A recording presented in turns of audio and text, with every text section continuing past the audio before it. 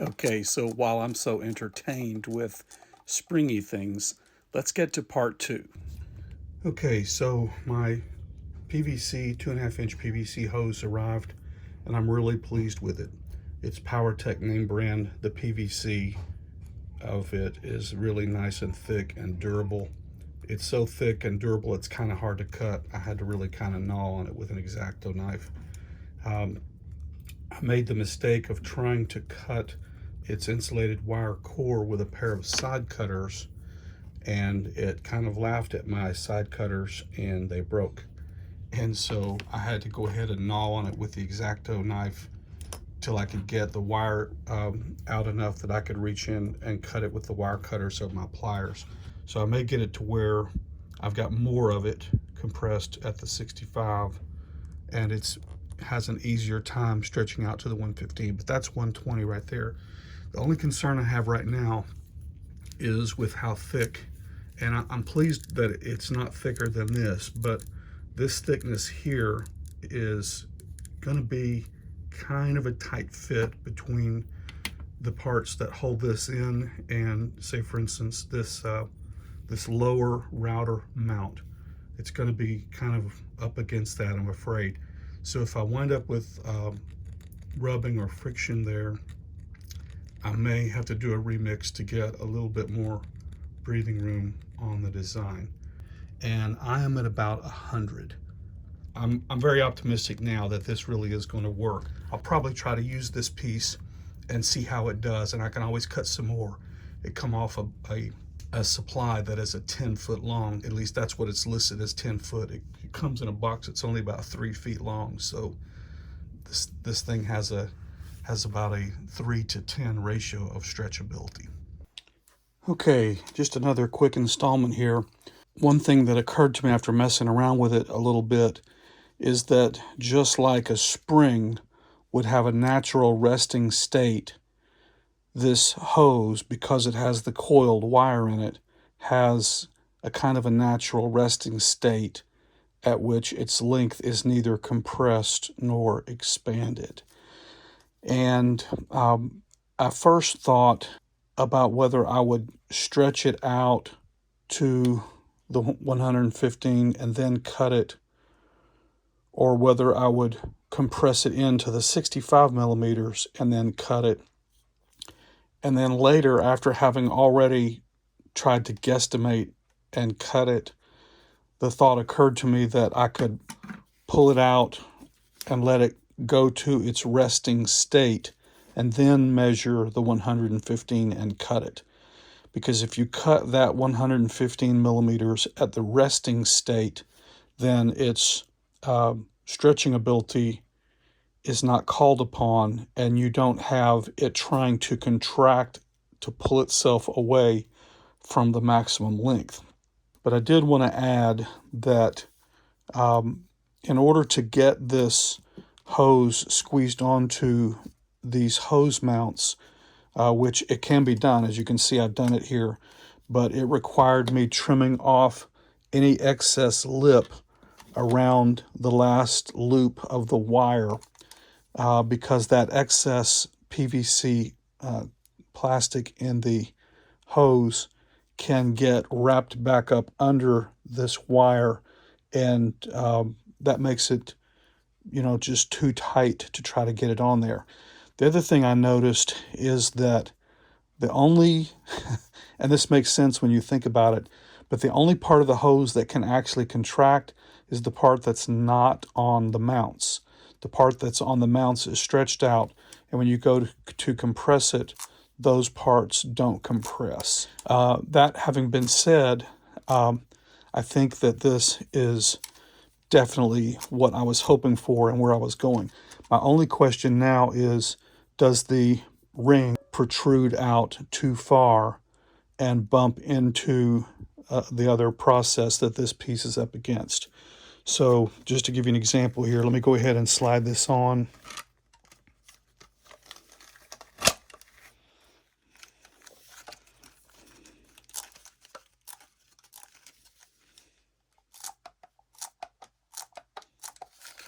And then this piece would be sitting underneath this piece, and this piece would be sitting just like that.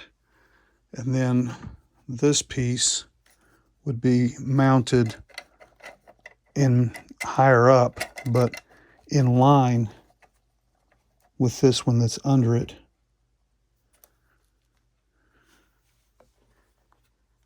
And I know you can't see it from your vantage point, but I think I've got clearance.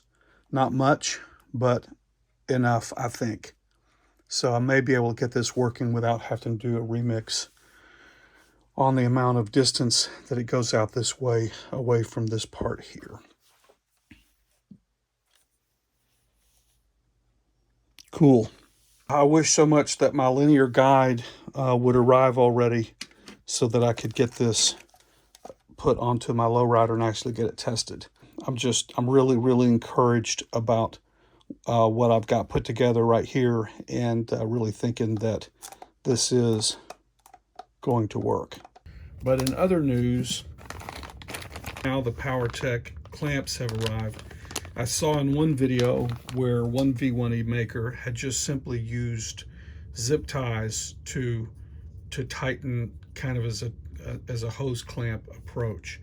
So that's something to consider, but I'm going to go ahead and use these. I have news and developments both on the use of the hose for the floating Z portion, and also regarding the laser cut EVA foam bristles. The one thing about the bristles is you need to be able to drop down onto the deck, so to speak. But if you're ever going to do a job with a relatively short bit and a relatively deep material, and you really need your LowRider core to be able to get down on the deck, then this thing will need to compress down a little bit.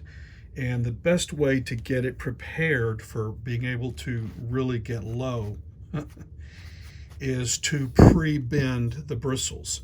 And that's exactly what I've done here. You can see I've pre-bent them in an outward.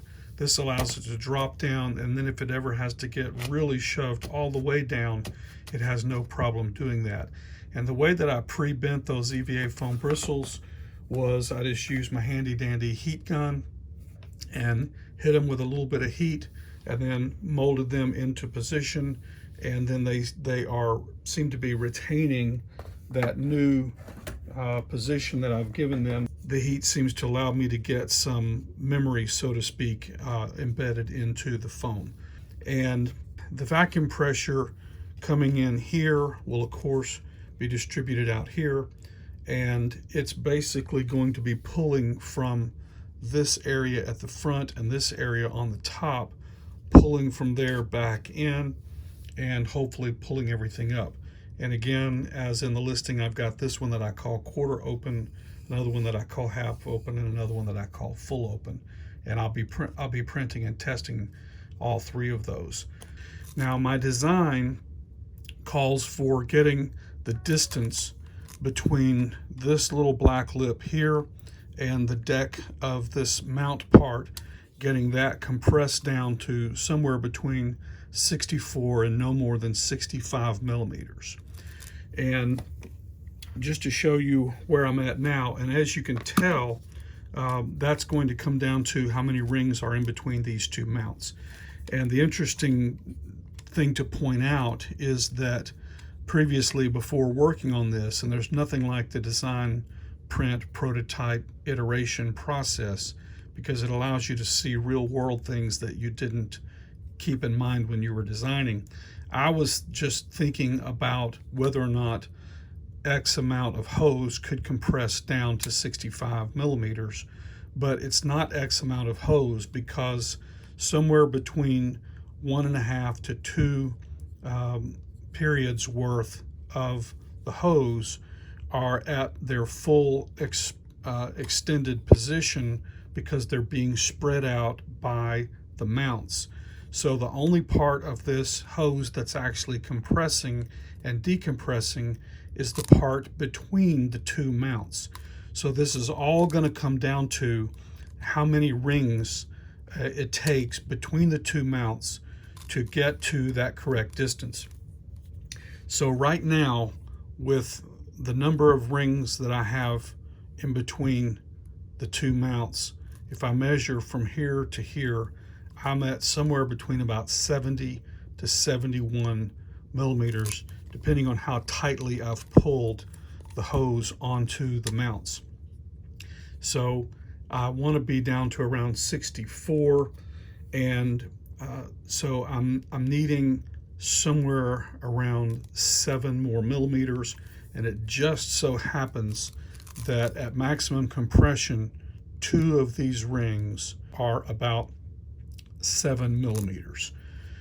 And so that means that I've got to take basically 2 rings worth of the spiral, 2 loops of the spiral off of this piece. So if I consider from here to here, if I consider that from here to here is 1 ring and from here to here is a second ring, and that would get me the additional 7 millimeters. And if I wanted to be a little bit, play a little bit fast and loose with it, I could spin it around this way to line up with where this one is cut. But I think I want to kind of keep it cut right where it is.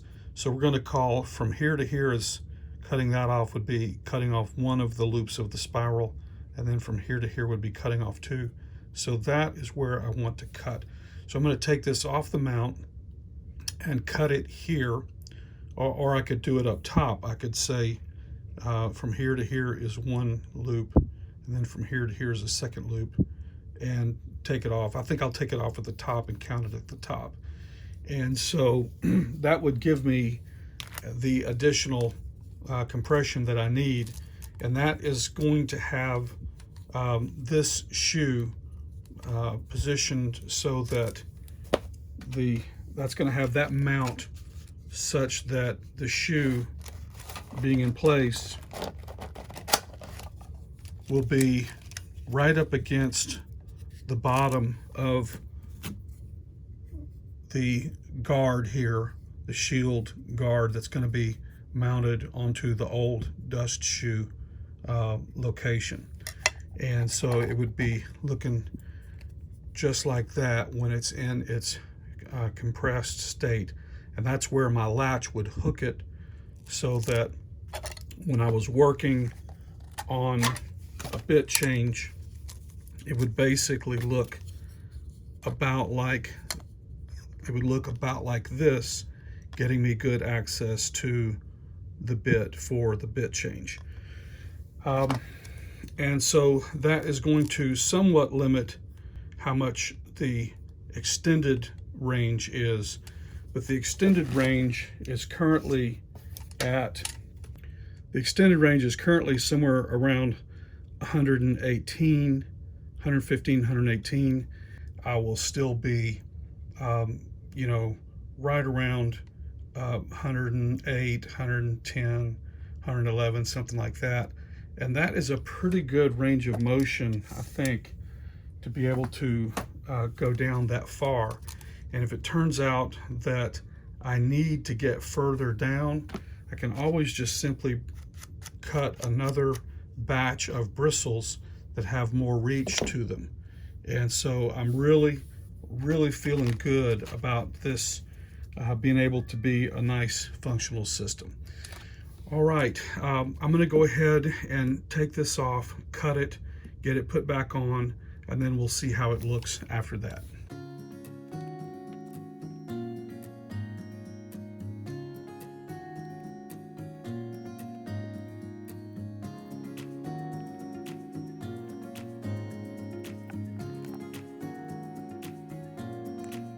All right, there we go. A stack of 2 loops on the spiral cut off. And just for sake of measurement, I'm going to stretch this out and see what that is sitting at on what I would call a relaxed state.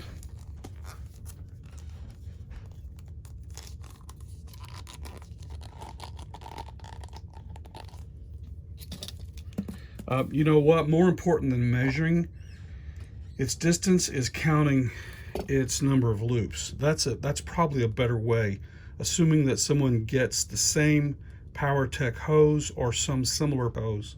Maybe it might be better to measure the amount of loops. And in this case, starting from here, I've got 1, 2, 3, 4, 5, 6, 7, 8, 9, almost 10. So I'm about 9 3/4 loops. Okay, so we'll call that 10 loops is probably what you should target cutting. Somewhere between 9 3/4 to 10 loops should be what you should target cutting for your 2.5 inch hose. And we can go ahead and get this back on. I think I can. Oh, you know what? I need to do a little trimming first to make sure that I can get this back on right.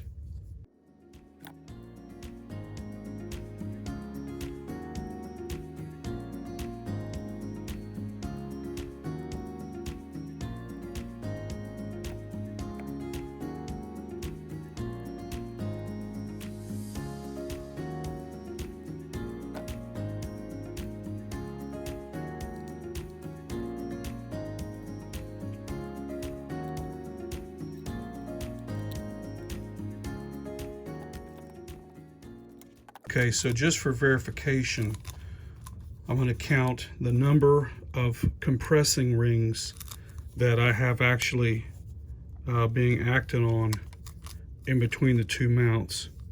And I am at about 1, 2, 3, 4, 5, 6, 7. I've got about 7 rings actively compressing and decompressing in between the two mounts. And so when I'm fully compressed, I'm at 64. That's what I wanted to be at. And then when I'm stretched out, I'm at about 100. So that's the amount of range it's got, from 64 out to about 100. So I feel real good about that, and we'll see where that lands us at once we get it mounted.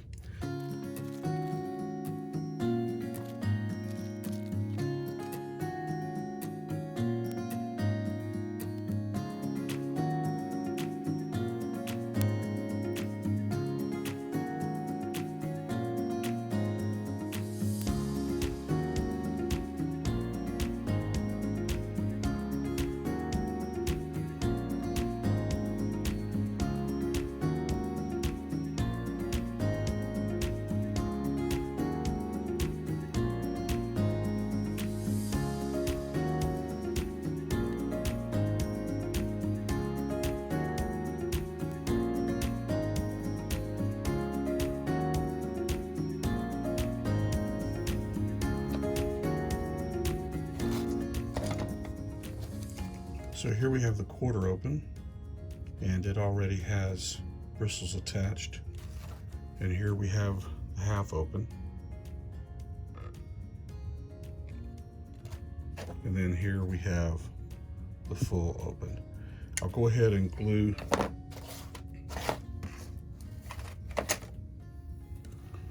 use some super glue. Glue the lids on.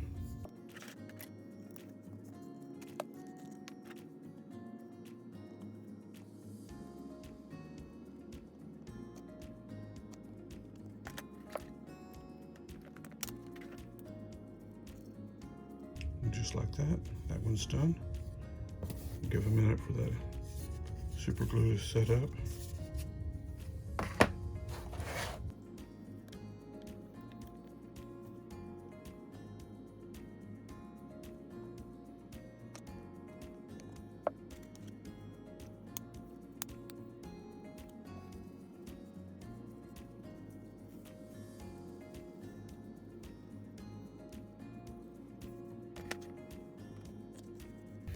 All right, next up is I've got a option B linear rail mount, and I'm going to go ahead and assemble the slide latch and see how that goes. Now this calls for an M5 by 30, and there's room for at least one, maybe two washers. I'm going to try two washers, but I need to get the spring that has come out of a writing pin. Let me come right back. So here we have spring taken from a common ordinary writing pin, and that goes down in this hole here.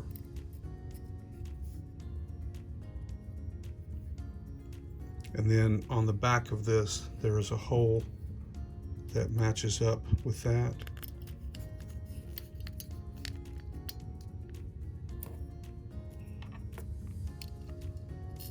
But first, we need to get this going through here.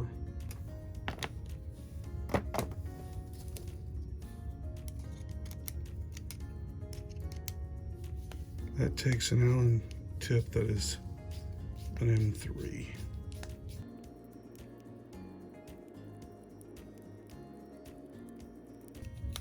And what I'll do is, after I get this seated, I will keep driving it just a little bit to kind of deliberately strip it out.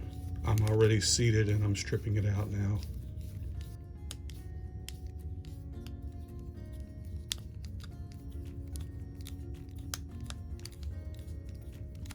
You can see, I don't know if it's focused, you can see a little bit of the threads that I stripped out.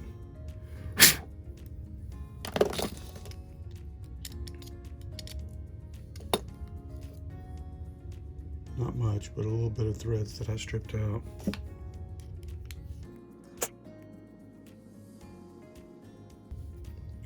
Then we'll go on with two washers. Put the spring in.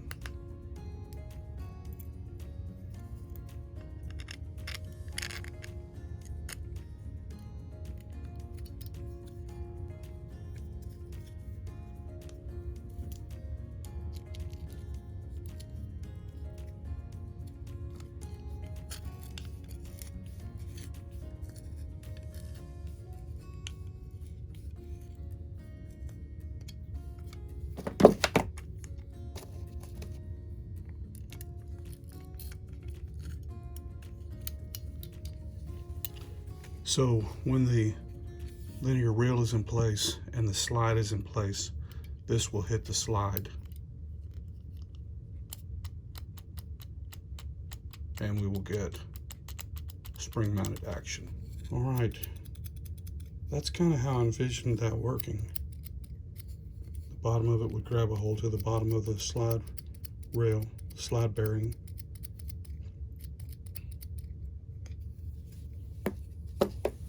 Now, if only my linear guide would get here, I may drop back and punt and use an MGN9 that I have on hand, and then reinstall the MGN12 when it arrives. Okay, that's all for part 2, and as soon as we have more to show you, we'll be back for part 3, and maybe, who knows, maybe we'll have a functioning system to actually do some testing in part 3. Again, this is Doug with Design 8 Studio, and if you like our content, please click like and consider subscribing. And until the next video, I wish you happy making.